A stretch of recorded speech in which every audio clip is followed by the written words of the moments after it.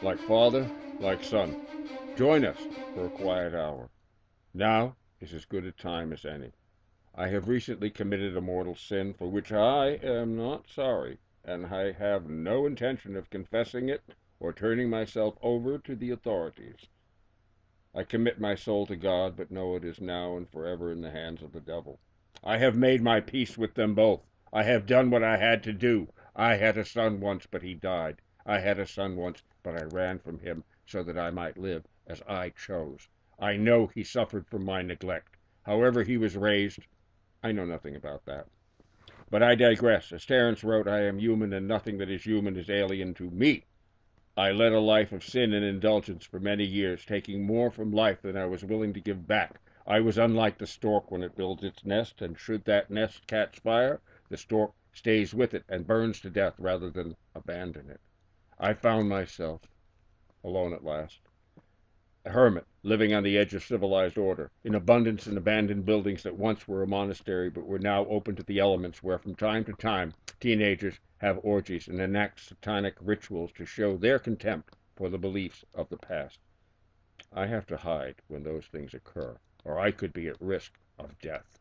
Not that I'd mind so very much, but self-preservation is an instinct of the coward and refuge for the fallen sinners. I sometimes find things walking endlessly around the spacious grounds and buildings here. A newborn child buried because the young teenagers wanted to deny its birth. A pair of twins with cuts, burns, and broken bones, killed and left unburied, perhaps because twins are a bad omen. Diligence and bribes led me to the certain knowledge of the killer of these children. But how was I to accomplish my goal? Of course, my lair was protected by dogs.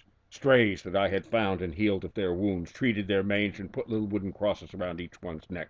I gave them a saint's name. Every one of them was devoted to me and would come to me when I called them. I spent what money I had on feeding them and foraging food for their care when I was short of cash. Now I needed all my cash for my plan. I wrote the murderer a letter telling him where he could find me, and that by the time he did, I'd be dead, but that there would be money left behind. He came, as I knew he would. I had prepared the way carefully, having arranged myself hanging from a noose from an overhead beam, with a hood over my head, out of which I could see through tiny slits, and the noose not tightened. I was alive, not dead.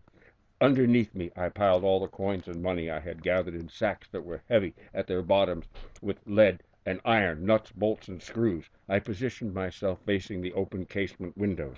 Below in the courtyard were the dogs, who were unfed for 3 days. When he came in, he greedily looked at the money more than at his poor old dead father. As he struggled to lift the heavy sacks, I swung myself back and kicked him in the chest with my feet, and watched as he sailed through the open window and made a sickening thud on the stones in the courtyard down below. After that, the dogs greedily ate him alive, while I made as much noise as possible, throwing the iron and lead around the room, while humming the strains of the anvil chorus. The dogs are quiet now, so won't you join me for an hour of meditation and reflection on the topic? Does a son naturally take after his father? I will leave his bones scattered in the courtyard as a welcoming gift for you when you come for me.